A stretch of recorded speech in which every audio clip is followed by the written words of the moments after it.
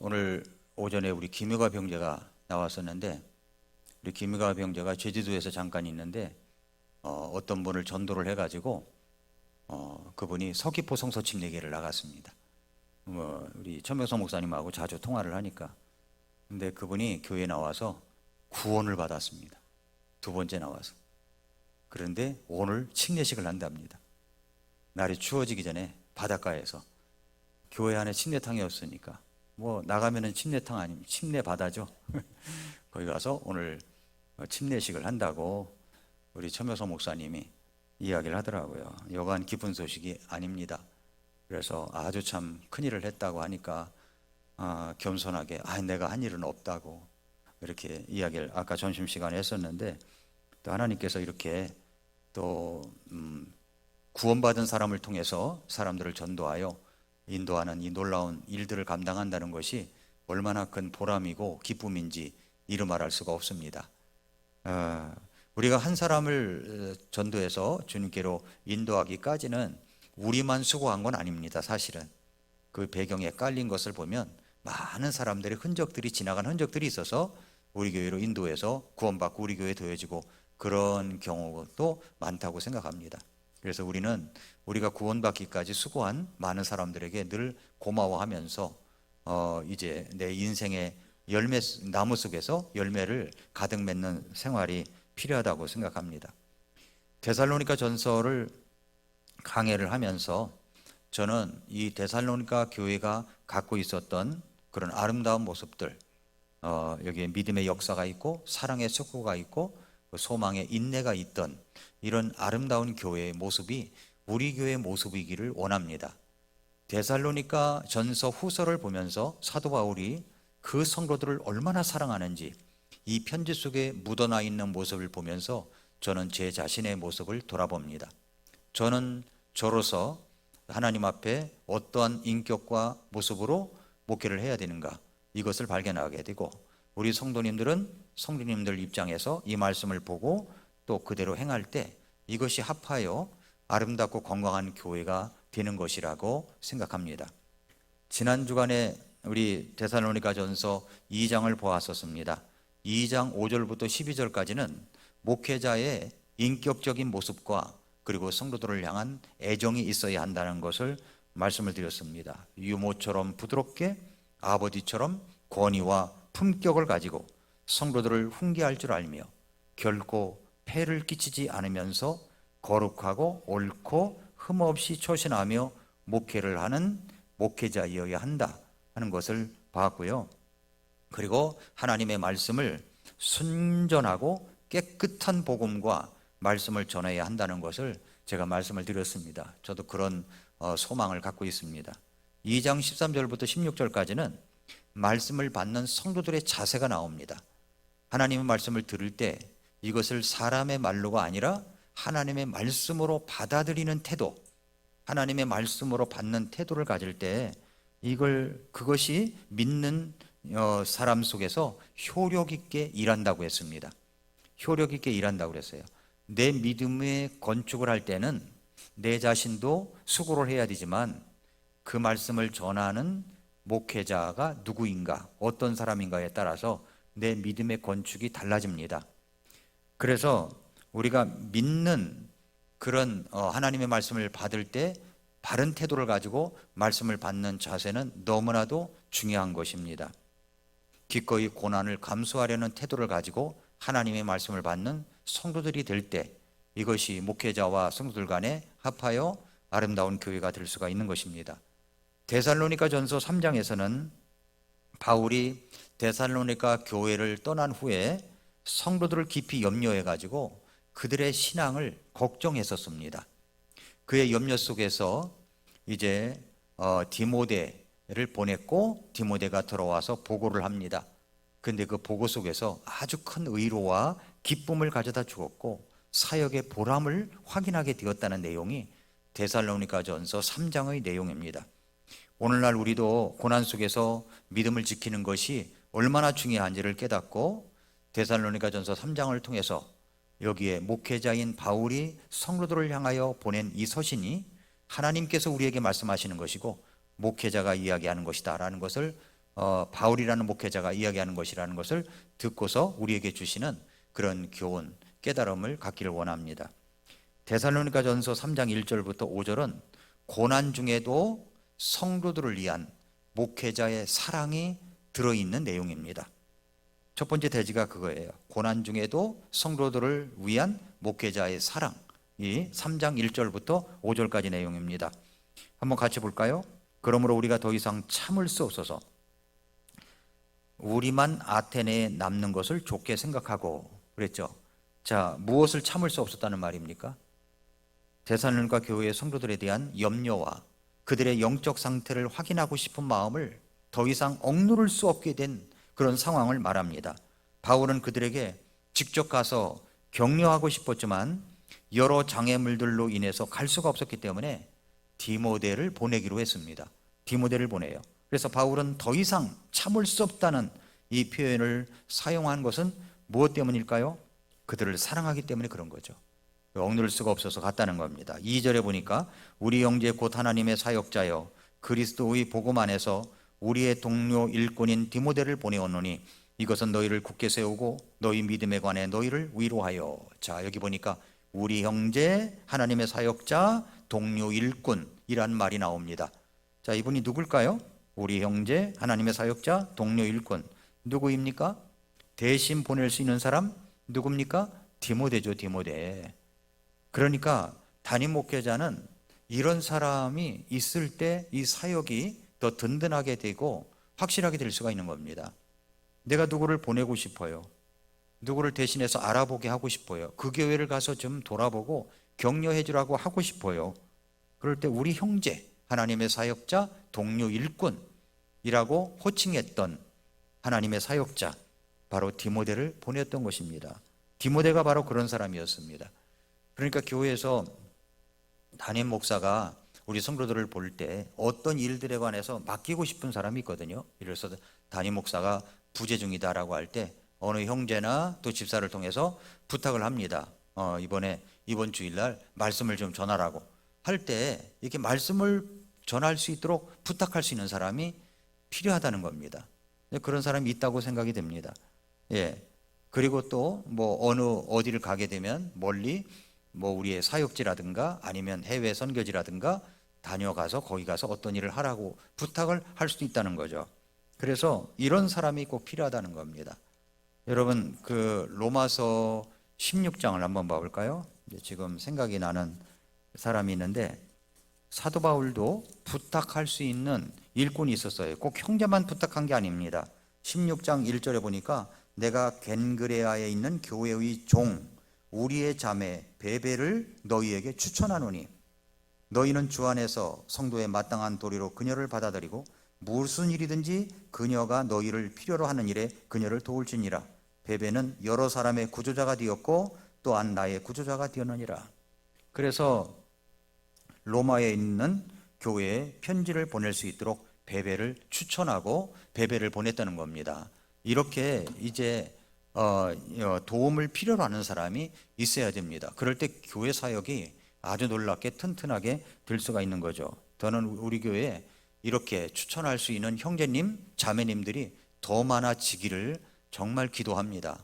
그리고 제가 부재 중일 때 꼭 사역자만 설계하는 게 아니라 우리 형제님들에게 또 집사님들에게 부탁을 할 때 나와서 또 설교를 하고 가르치고 이런 사역이 우리 교회 안에도 꼭 필요하다고 생각이 됩니다.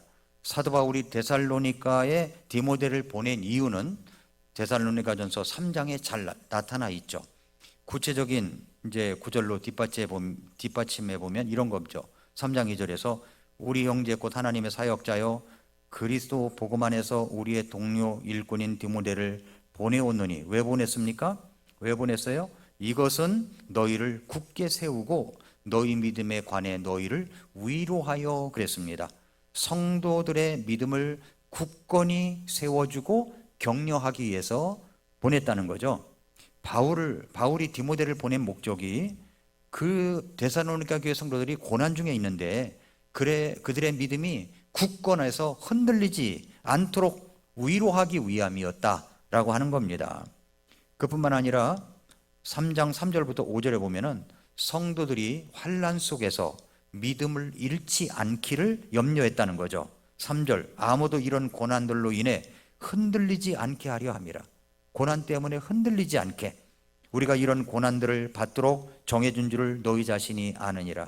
우리가 너희와 함께 있을 때 우리가 환난당할 것을 참으로 너희에게 미리 말하여 했는데 과연 그렇게 되었고 너희가 그것을 아느니라. 이런 까닭으로 내가 더 이상 참을 수 없어서 너희 믿음을 알아보려고 사람을 보내온노니 이것은 어떤 식으로든 그 시험하는 자가 너희를 시험하여 우리의 수고를 헛되게 하지 못하게 하려 함이었느니라. 바울은 그들이 환난 중에 시험이 왔을 때 시험에 넘어가서 믿음이 흔들리지 않을까 하는 염려에서 디모데를 보내었다라고 이야기를 하는 겁니다. 이것은 성도들의 고난 중에도 믿음을 굳건히 지키도록 돕기 위한 것이었습니다. 왜 보냈느냐 그랬더니 성도들의 신앙 상태를 확인하기 위해서 보낸 거죠. 3절부터 5절 속에서 바울이 성도들의 신앙 상태를 직접 확인하고자 하는 이유를 드러냅니다. 시험하는 자가 성도들을 넘어뜨려 그들이 믿음에서 멀어지는 일이 생기지 않도록 디모데를 보내서 그들의 믿음이 견고한지 확인해보고 도와주기 위해서 그렇다는 거죠. 이와 같이 바울은 성도들이 환난 속에서 믿음을 굳건히 지키도록 격려하고 위로하며 그들의 신앙 상태를 확인하기 위해서 디모데를 보낸 것입니다. 이것이 이제 첫 번째 1절부터 5절의 이야기입니다. 6절부터 10절까지는 성도들의 믿음과 사랑이 주는 기쁨과 의로에 대해서 이야기를 해요. 무슨 말이냐면은 6절을 보십시오.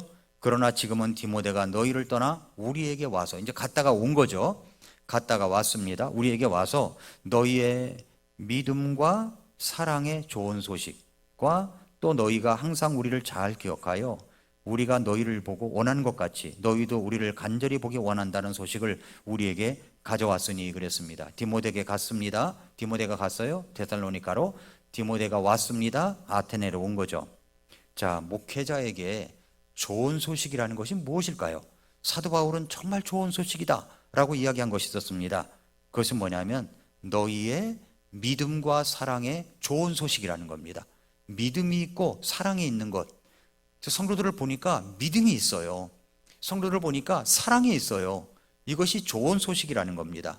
그리고 성도들의 굳건한 믿음이라는 거죠. 이것의 첫 번째 좋은 소식은 성도들은 어려운 상황 속에서도 믿음을 견고히 하려고, 우리는 믿음으로 산다 하고서 견고히 서려고 한 모습을 보고 아주 기뻤다는 겁니다. 그뿐만 아니라 사랑이 있었다는 거죠. 사랑이.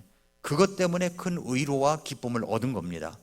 여러분, 담임 목회자가 성도들의 어떤 모습을 기뻐할까요? 잘 되는 거 보면 기뻐합니다. 잘 되는 거 보고 좋은 집으로 이사를 하죠. 사업이 잘 되죠. 좋은 자동차를 사죠. 자녀들이 주 안에서 또 형통하고 잘 되죠. 이거 보면은 저는 제가 뭐가 된 것처럼 그렇게 신이 납니다. 아주 기뻐요. 거기다가 또 사랑까지 있습니다. 서로 돌아보는 사랑까지 있습니다. 베드로후서 1장 5절을 한번 열어보십시오. 베드로후서 1장 5절. 1장 5절부터 7절까지 보면은 이것과 더불어 열심을 다하여 믿음 안에서 자라갈 것, 이제 7가지 8가지를 이야기합니다. 믿음의 뭐입니까? 믿음이 바탕이 돼야 돼요. 우선 믿음이 바탕이 돼야 됩니다. 그래서 믿음에 쌓아야 가야 될 것, 더해야 될 것, 계속 더하고 더해야 됩니다. 믿음의 덕의 지식을, 지식의 절제를, 절제의 인내를, 인내의 하나님의 성품을, 하나님의 성품의 형제의 친절을, 형제의 친절에 사랑을 더하라. 자, 처음과 끝에 있는 게 뭡니까? 믿음하고 사랑입니다. 믿음하고 사랑. 그러니까 성도들의 믿음이 있고 사랑이 있다고 하는 소식을 들으니까 사도 바울이 너무 기쁜 겁니다. 너무 기쁜 거예요. 그리고 또 한 가지는 뭐냐면 성도들의 변함없는 신뢰와 존경심, 이걸 들을 때 그렇게 기쁜 겁니다. 어떤 구절에서 그게 나오냐면은 그 다음 구절이죠. 그러나 지금은 디모데가 너희를 떠나 우리에게 와서 너희의 믿음과 사랑의 좋은 소식과 또 너희가 항상 우리를 잘 기억하여, 여기 잘 보세요. 또 너희가 항상 우리를 잘 기억해뒀다는 겁니다. 기억하여 우리가 너희를 보고 원하는 것 같이. 사도 바울은 데살로니가 성도들을 굉장히 보고 싶어하고 그렇게 원했습니다. 그렇게 원하는 것 같이 너희도 우리를 간절히 보기 원한다는 소식을 우리에게 가져왔으니, 이 디모데가 갔다 와서 가서 꼭 안부 전해드려라, 내가 얼마나 데살로니가 교회의 성도들을 사랑하는지 알려드려라 해가지고서 가서 이 사도 바울 목사님이 이런 말씀을 전했습니다 하면서 이제 전해줬겠죠. 그러면서 얼마나 우리 사도 바울 목사님은 여러분들을 사랑하는지 모릅니다. 그러면서 이제 디모데가 이야기를 했겠죠. 그랬더니 성도들의 반응이 어떠냐면 정말 진실된 마음으로 사도 바울을 기억하고 정말 그분을 간절히 보기 원한다는 똑같은 소식을 들려온 거예요. 우리도 그렇습니다. 우리도 사도 바울 목사님을 그리워합니다. 그분이 오셨으면 참 좋겠습니다. 이런 얘기를 들었다는 거예요. 이런 소식을 가져왔다는 거죠. 이럴 때 저는 이 사도 바울의 심정을 이해할 것 같아요. 얼마나 좋았을까요? 얼마나 기뻤을까요? 목회의 보람을 느꼈다고 생각합니다. 목회의 보람이라는 것이 다른 게 없습니다. 바로 이런 것입니다. 성도들이 참 베풀 때, 말씀을 줄 때, 성도들이 말씀을 받고 목사님 말씀을 듣고 이렇게 우리가 변하고 이렇게 생활하고 이렇게 하고 있습니다, 이런 얘기를 들을 때 그것보다도 더 큰 위로와 힘을 얻을 때가 없습니다. 교회가 이제 사랑으로 연합하고 목회자를 향한 존경과 신뢰를 간직하는 것은 목회자에게 큰 힘과 위로가 된다는 겁니다. 위로가 돼요. 바울은 성도들이 여전히 자신을 기억하고 감사하며 다시 만나기를 간절히 바라고 있다는 소식을 들었습니다. 성도들이 그를 존경하고 신뢰하고 있구나, 이거를 느꼈을 때 정말로 이제 기쁘고 감사했다는 거죠. 좋은 소식이라는 겁니다. 근데 그렇지 않은 경우도 이제 있다는 겁니다. 목사가 성도들을 기억하고 보고 싶어하고 좋은 소식을 기다리는 것처럼 과연 성도들도 그럴까, 이렇게 생각이 들 때가 있어요. 그런데 여러분 이거 아십니까? 사랑은 표현을 해줘야 됩니다. 표현을 할 때 달라지는 거예요. 표현을 하지 않으면 사랑하지 않나 보다, 이렇게 생각이 드는 겁니다. 그러니까 우리는 표현을 잘해야 돼요. 표현을 잘해야 됩니다. 좋은 소식을 기다렸던 사도 바울의 그 모습처럼 그 성도들이 아낌없이 표현을 해준 거죠. 그것 때문에 기뻐했던 겁니다. 마찬가지로 똑같다는 이야기입니다. 7절에 보니까 그러므로 형제들아, 우리가 우리의 모든 고난과 공경 가운데서 너희의 믿음으로 말미암아 너희로 인해 위로를 받았다는 겁니다. 아테네에서 여러분 얼마나 큰 어려움이 있었습니까? 데살로니가전서 3장 7절에서 말한 고난과 공경이라는 것은 그 사도 바울 일행이 당시 겪고 있던 여러 가지 외부적인 그런 핍박과 내부적인 고통을 말하고 있는 겁니다. 바울은 데살로니가 성도들에게 복음을 전하고 떠난 이후에도 지속적으로 고난과 어려움을 겪고 있었습니다. 이러한 상황 가운데서 데살로니가 성도들의 그 믿음과 사랑의 좋은 소식, 여전히 신뢰와 존경심을 표현하는 이런 모습을 봤을 때 지금 내 자신이 고난과 공경 가운데 있지만 그럴지라도 위로가 되었다고 여기 사도 바울이 이야기하고 있습니다. 복음 전파를 하면서 지속적인 박해와 반대가 있었습니다. 바울은 복음을 전하는 사역을 하면서 많은 지역에서 반대와 박해를 경험했습니다. 데살로니가에서도 유대인들의 강한 반대로 인해 급히 떠날 수밖에 없었고, 이후에 아테네와 그리고 고린도에서도 유대인들과 이방인들로부터 엄청난 핍박을 받았습니다. 사도행전 17장과 18장에 따르면 바울은 그리스 여러 지역에서 복음을 전하면서 종종 유대인들의 강력한 반대에 부딪혔고, 이로 인해서 신체적 위험과 정신적 압박을 느꼈다는 겁니다. 교회를 떠날 수밖에 없었던 염려와 부담감이 있었습니다. 그렇지만은 참 그들이 그런 고난과 공경이 여전히 아테네와 고린도에서도 있었지만은 데살로니가 교회 성도들의 그런 소식을 들었을 때 아주 위로가 되었다고 솔직하게 이야기하잖아요. 내가 위로가 되었다. 그렇습니다, 여러분.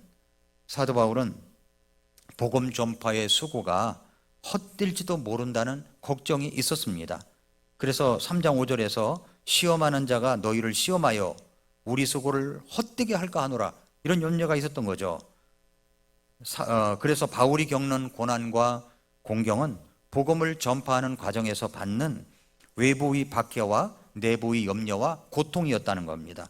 이러한 상황 속에서도 데살로니가 성도들의 믿음은 바울에게 큰 위로와 힘이 되었다 하는 것을 여기서 말씀을 하고 있습니다. 여러분, 목사가 가장 힘이 될 때가 언제냐면은 성도들이 있을 자리에 있을 때 힘이 됩니다. 있을 자리에 있을 때. 그래서 예배 때도 마찬가지예요. 예배에 열정을 다하는 모습이 우리들의 모습이어야 된다고 믿습니다. 예배에. 그래서 주일날 오전이든 오후든 똑같은 거예요. 우리 교회는 주일 대예배가 없어요. 오전 11시 예배는 대예배고 오후 2시는 소예배입니까? 그거 아닙니다. 모든 예배는 다 똑같은 겁니다. 모든 예배는, 수요일 저녁 예배도 마찬가지입니다. 어떻게 쓰든지 예배의 자리에 서 있어야 된다는 것, 이런 믿음이 우리에게 있어야 된다는 겁니다. 여러분, 침례교회 신앙은요, 이사를 내서 어떤 곳에 가서 우리가 믿었던 신앙과 똑같지 아니하면 그 교회를 가는 게 아닙니다. 그 교회를 가는 게 아니라 거기서 따로 가족 예배를 드리면서 우리들의 믿음을 세워가는 것이 바로 침례교회의 믿음이에요. 미국에 가면은 LA 그 성서 침례교회가 있습니다. 그런데 그 최윤지 목사님 얼마 전에 우리 교회에 오셨었죠? 그 교회가 세워질 때에도 똑같았습니다. 그 성도들이 행당동 교회를 떠나서 미국에 갔는데 믿음이 다른 거예요. 다른 교회를 나갈 수가 없는 겁니다. 그래서 335 성도들이 모여서 예배를 드려서 목회자가 필요했던 거죠. 근데 이 최은주 목사님이 그때 소명을 얻고 목사 안수를 받아서 이제 미국으로 가서 교회가 성립이 된 겁니다. 교회가 성립이 됐어요. 그것처럼 침례교회의 믿음은 그냥 아무 데서나 가서 예배를 드려도 된다, 이런 믿음이 아니라 우리의 믿음을 찾아야 되는 거죠. 우리의 믿음. 사도 바울이 위로를 받았던 것은 성도들이 믿음 안에서 성장하고 또 신앙이 굳건히 서서 열매를 맺는 모습을 볼 때입니다. 바울이 데살로니가 성도들의 믿음과 사랑을 통해서 위로를 받은 것과 같은 맥락으로 이해할 수가 있습니다. 목회자의 위로와 기쁨, 성도들의 신앙 성장과 성숙을 볼 때 아주 기쁨이 있다는 겁니다. 목회자의 가장 큰 소망은 성도들이 하나님 말씀을 통해서 영적으로 성장하고 성숙해져 가는 겁니다. 그리고 성도들이 말씀에 따라 변화되고 삶 속에서 하나님의 뜻을 이루어가는 모습을 볼 때 목회자는 자신의 사역이 헛되지 않았다는 깊은 위로와 보람을 느끼는 거죠. 성도들이 하나님의 말씀을 진정으로 사랑하고 그 말씀대로 살려는 모습을 볼 때 목회자는 큰 기쁨을 느끼게 됩니다. 그리고 성도들이 환난이 있지만 흔들리지 않는 모습이에요. 성도들이 어려움이 있어요. 환난이 있습니다. 그런데 주일날이면 꼭 예배 그 자리에 있는 거예요. 도저히 교회 예배에 나올 수 없는 상황인데도 그 자리에 있을 때 저는 그런 분들 때문에 얼마나 힘이 되고 위로가 되고 참 하나님의 좀 말씀하시는 음성을 들었는지 모릅니다. 그래서 항상 그 자리에 서 있는 모습들이 중요하다는 거죠. 사도 바울이 그런 위로를 느꼈다는 겁니다.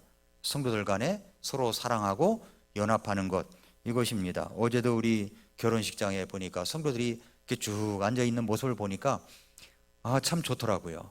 너무 좋았습니다. 이렇게 성도들의 경조사가 있을 때 찾아가서 함께 기뻐해주고 또 함께 슬퍼해주고 이런 모습이 있을 때 바로 그것이 사랑으로 연합하는 아름다운 모습이 아니겠습니까? 그 있을 자리에 있는 모습들이 우리에게 있어야 된다는 거죠.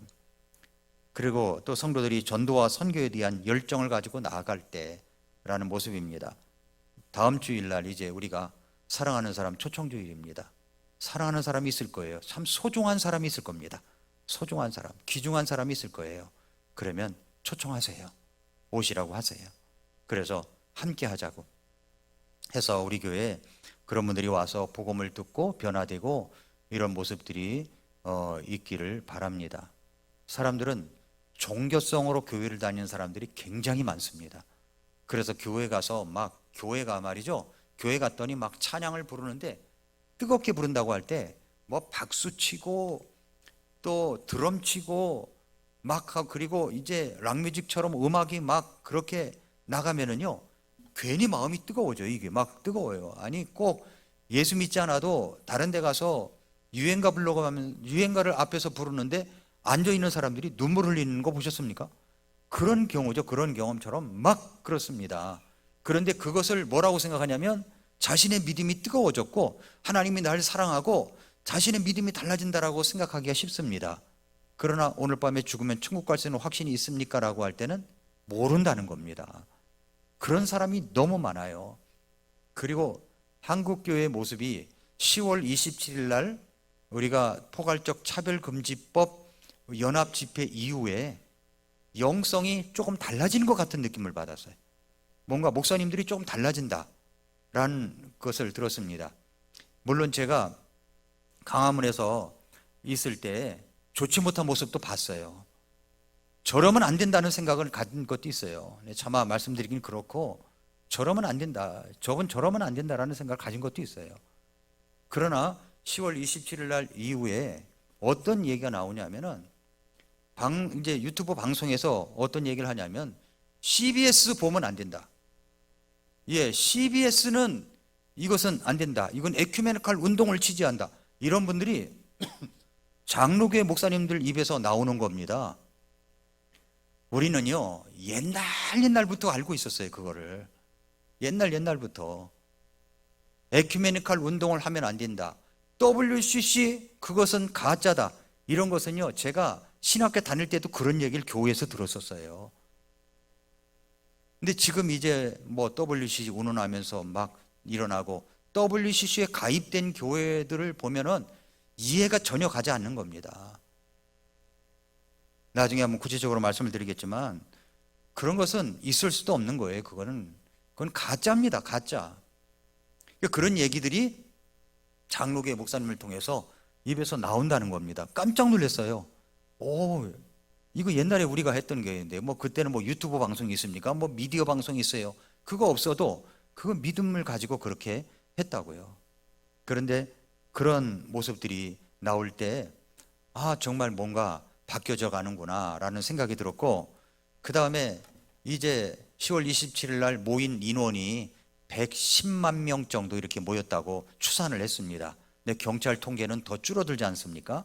그런데 그 정도 인원이 110만이면 그 정도 인원이 110만으로 추정을 한다고 한다면은 예를 들어서 무슨 탄핵 집회니 뭐니 모인 인원을 갖다가 뻥튀기 해가지고 몇백만 명이 모였다라고 하는 것은 그건 정말 가짜라는 거죠. 그렇게 말하는 것이.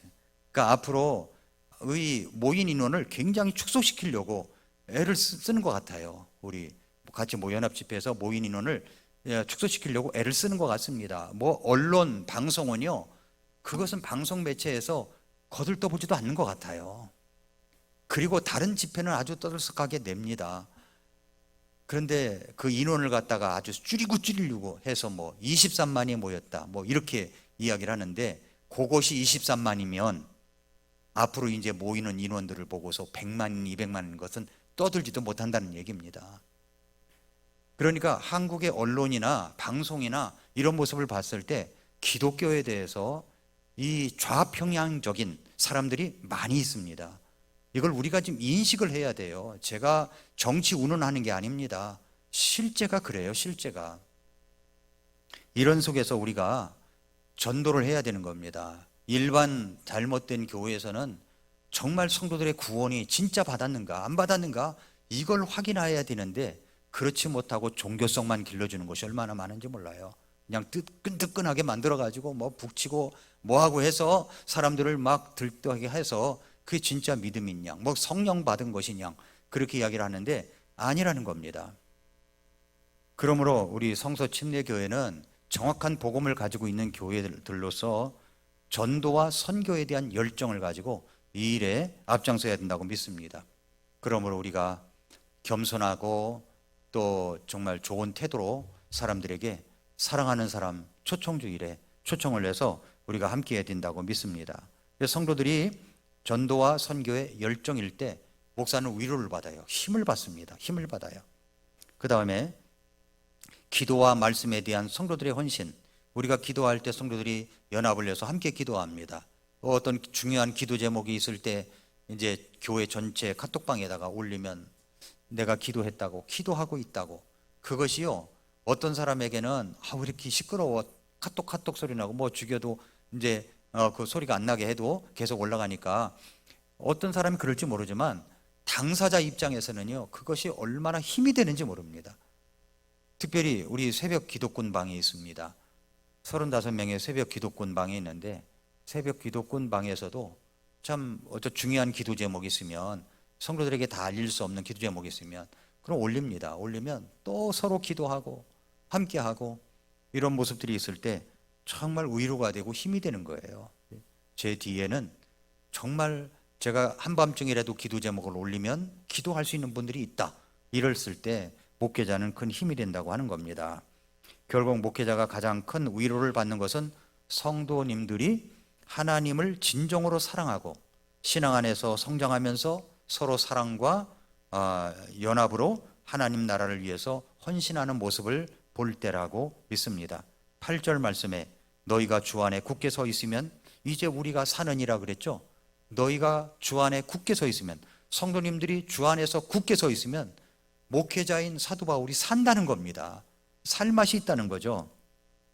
데살로니가 교회 성도들의 신앙 안에서 굳건히 서가는 모습을 볼 때 바울과 그의 동역자들이 큰 의로와 기쁨을 얻어서 영적인 생명력과 사역의 의미를 되찾는다는 뜻을 여기서 갖고 있습니다.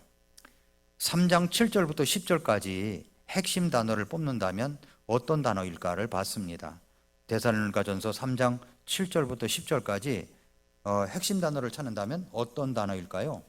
한번 여러분이 찾아보세요. 그러므로 형제들아, 우리가 우리의 모든 고난과 공경 가운데서 너희의 믿음으로 말미암아 너희로 인해 위로를 받았노라. 너희가 주 안에 굳게 서 있으면 이제 우리가 사느니라. 우리가 우리 하나님 안에서 너희로 인해 기뻐할 때 누리는 모든 기쁨으로 말미암아 우리가 너희로 인해 어떠한 감사로 다시 하나님께 보답할 수 있겠느냐. 우리가 밤낮으로 넘치도록 기도하나니 이것은 우리가 너희 얼굴을 보고 너희 믿음에 부족한 것을 완전하게 하려 함이라. 자, 여기서 핵심 단어를 뽑는다면 어떤 단어겠습니까? 저는 위로, 우리가 산다, 기쁨, 그리고 감사라고 이렇게 뽑아봤습니다.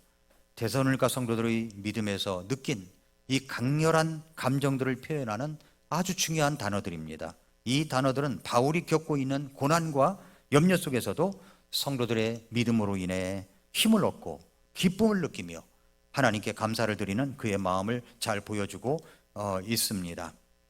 자, 마지막으로 이제 3장 11절부터 13절은 모든 사람이 주님 앞에서 거룩하고 흠없이 서기 위하여 사도 바울이 기도하는 내용입니다. 11절부터 13절 보세요.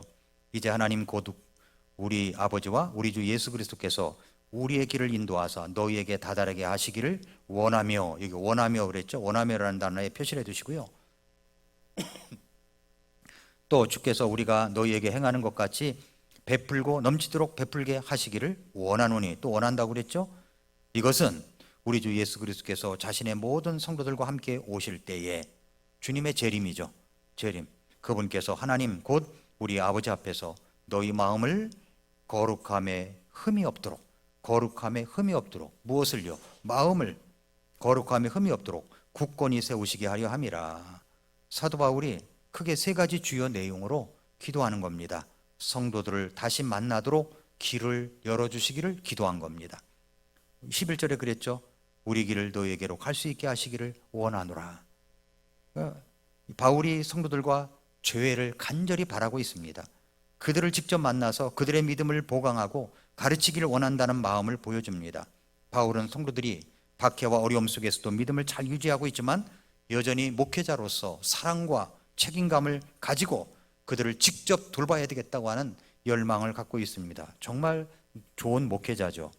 두 번째 기도는 뭐냐면 성도들의 사랑이 더욱 풍성해지기를 기도합니다. 베풀고 넘치도록 베풀게, 베풀고 넘치도록 베풀게 기도한 겁니다. 3장 12절에 그랬죠. 3장 12절에. 그래서 바울은 성도들이 고난 중에서도 이 사랑을 통해 연합과 성숙을 이루기를 바랬습니다. 이러한 사랑이 더 풍성해지기를 기도했고, 세 번째는 이제 예수님이 곧 오실 텐데 마음이 거룩함을 유지하여 주님 앞에 흠이 없도록 서도록 기도했습니다. 마지막에 그랬죠. 우리 주 예수께서 모든 성도들과 함께 오실 때 하나님 아버지 앞에서 거룩함에 흠이 없게 하시기를 기도한다고 했습니다. 그러므로 우리 이런 모습을 볼 때 하나님의 마음을 여기서 우리가 읽을 수가 있습니다. 우리 모습이 어떻게 해야 됩니까? 이제 우리 마음이 이제 목회자와 성도들의 마음이 합일이 될 때 교회가 더 강건해진다는 것을 기억하고, 그리고 우리가 성도들의 사랑이 교회 안에서 더 풍성해지는 모습이 되어야 된다는 겁니다. 그런 모습이 나를 통해서 나타나는 겁니다. 작은 것을 통해서 나타나는 거예요. 또 거룩함을 유지하는 것, 흠없이 서 있는 것, 우리 하나님께서 바라시는 것이고, 또 목회자는 그런 것을 위하여 여러분에게 말씀을 준비해서 전하는 것입니다. 성도 여러분, 우리 교회가 믿음의 역사와 사랑의 수고와 그리고 소망의 인내가 있는 믿음, 그리고 사랑, 소망이 있는 교회가 되기를 원합니다. 그렇게 될 때 하나님께서 저와 여러분을 이 말세 지말에 놀랍게 쓰실 줄 믿습니다. 다른데 교회 다닌다고, 사람들이 교회 다닌다고 그냥 안심하지 마시고 꼭 구원 체킹을 해봐야 됩니다. 구원 체킹을. 그래서 구원의 소식을 전해야 되고, 우리 열심히 합해서 다음 주일날 이 자리에 새로운 사람이 50명 이상 될 수 있도록 여러분이 기도해 주시기 바랍니다. 우리가 이번에 지난번에도 그랬지만 전도 집회를 한다고 하더라도 전도지 한 장 만들지 않았어요. 일부러 그래 봤습니다. 일부러 우리가 그렇게 하지 않아도 우리는 전도를 한다. 막 전도지 만들고 막 떠들썩하게 하고, 그렇게 하지 않아도 성도님들이 꾸준히 앉아서 자기 자리에서 기도하면서 전도하는 것을 통해서 하나님의 역사가 일어난다고 믿습니다.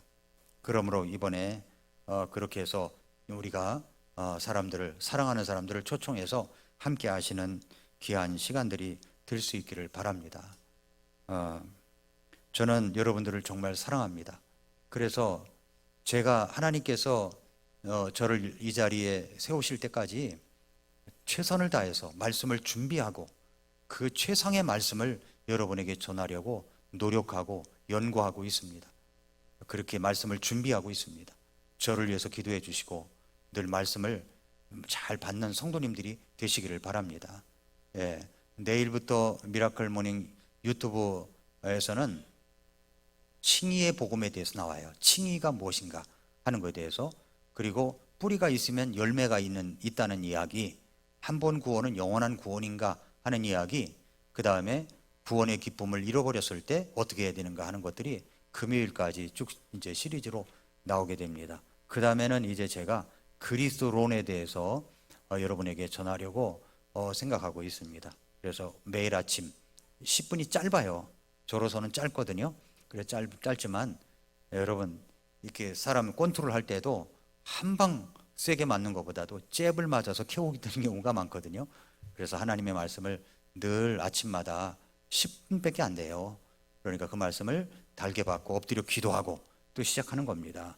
그래서 여러분들 신앙생활이 더 튼튼히 서가는 성도님 여러분들이 될 수 있기를 축복합니다.